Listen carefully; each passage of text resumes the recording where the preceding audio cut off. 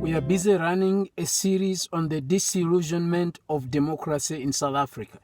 This is episode number 4.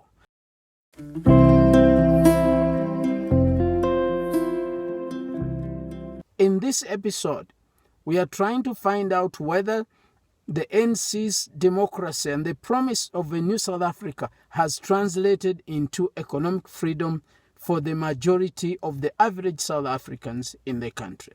Please stick around and enjoy the show.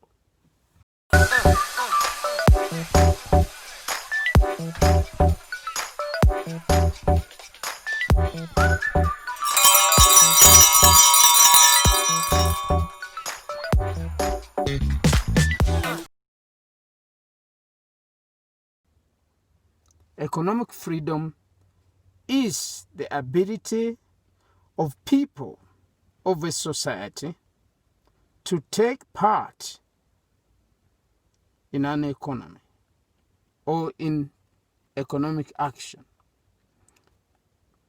Economic freedom also refers to the freedom of individuals to have to work, produce, consume, invest in an economy.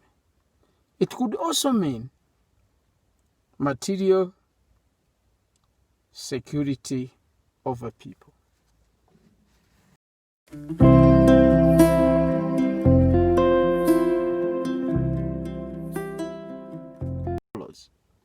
Since 1994, has the ANC been able to deliver on its promise of economic freedom to South Africa? Now, using the Palmer Index, the answer is no, because according to the Palmer Index, the inequality has deepened since the ANC has been in power. According to the Palmer Index, the ANC has not delivered economic freedom because the index shows otherwise.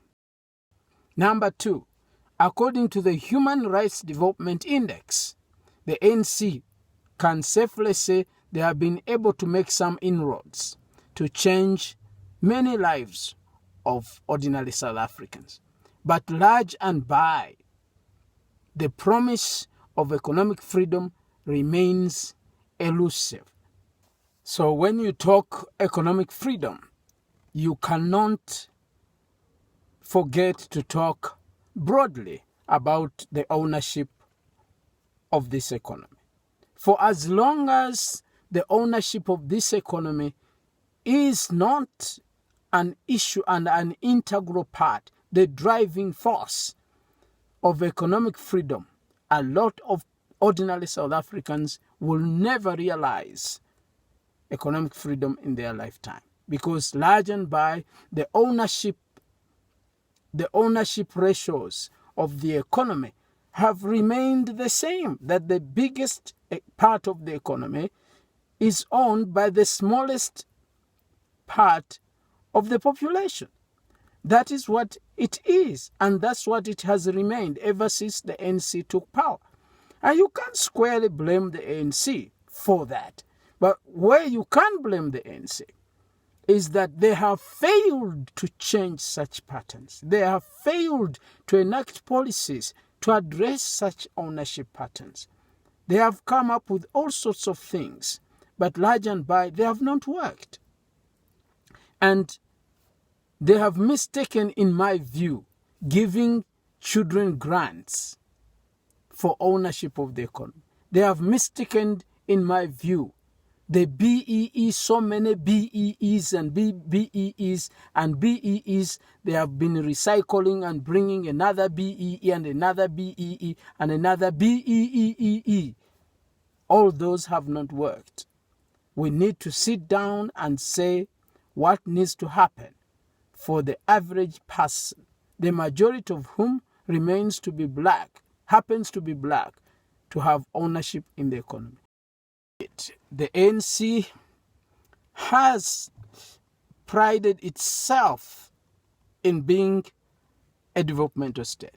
And the developmental state they have been, and they are on paper, and in principle in many, many areas.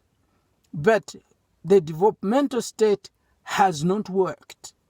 It has not worked because we see how weak the state is. I don't even want to go there. I just want to concentrate on economic freedom. I am saying the developmental state has not delivered economic freedom to the average South African. And there are so many reasons for that. Some of the reasons are because the state has not played an active role to make sure that there is transformation in the economy. Transformation has just remained a political slogan. It has remained just a song on the lips of many, many ANC leaders. But we have not seen in principle the transformation of the economy. The economy has remained what it always has been, that it is owned by mainly the whites and that the blacks are just playing catch-up. In spite of the fact that the state is developmental in approach and that the policies they have enacted have been developmental. So they have not worked. And we have in fact seen a state that is now very systemic in political corruption. And this political corruption that is now systemic has undermined the developmental state in its effort to address ownership patterns in the economy, to address inequality in society, to address inequality in the country, because the millions have been taken by a small few who have had access to the national cake. So the developmental state itself has not worked.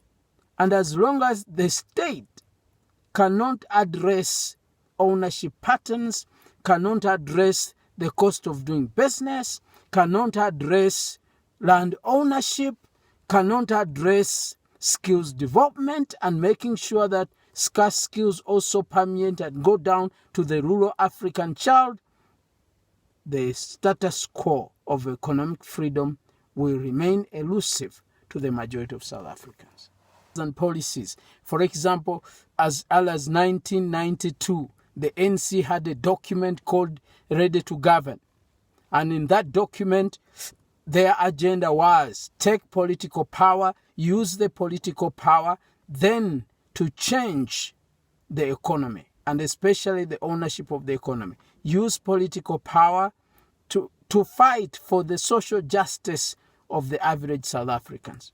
But when we look so many years later, the ANC is no longer punishing and pushing social justice as a very big agenda on its table. It doesn't look so to me and to the average South African. So social justice has not been achieved. It is something undocumented. Malema broke away from the ANC and went and formed the EFF, Economic Freedom Fighters. And their assertion was then that they will see economic freedom in their lifetime. And many of them, especially the founders of the EFF, we can safely say that they are seeing economic freedom by any standards economically. They are not worse off than they were before they started the EFF. So they have realized that whether they will leave and the EFF will leave to realize economic freedom for the masses of the South Africans, that remains a question.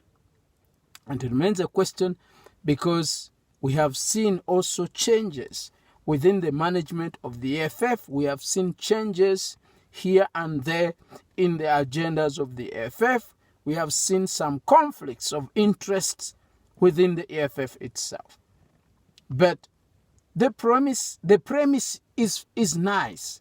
See economic freedom for masses of South Africans in our lifetime. That is their premise. And we will continue, Mr. Malema, to hold you accountable as media and to that premise. Because you said so. We want to see you fighting for it. And we have seen some ideas you've been putting forward on land ownership of mines, and some other ideas, some of which a lot of ANC have not been comfortable with, or some of which have not seen the light of the day in Parliament. But we've been seeing ideas speaking especially to the ownership and functioning of this economy by Mr. Malema. So for that, big up Mr. Malema. The preamble in the Bill of Rights of South Africa, as part of the Constitution of South Africa, says the people shall have a share in the wealth of their country. We are appealing to politicians to honor that. Let the people have a share in the ownership of the wealth of their country. Well, folks, we've run out of time. I hope you enjoyed this video. Like I said, we are running a series, and this is episode number 4. Watch out for episode number 5. Please leave a comment below. Do you believe the ANC will one day deliver economic freedom? Do you believe EFF in our lifetime will deliver economic freedom to the masses of South Africans? Do you believe the ANC has done very, very well and has done wonders for economic freedom to change the ownership of the economy? Thank you for watching. I'll see you again in my next video. Bye-bye.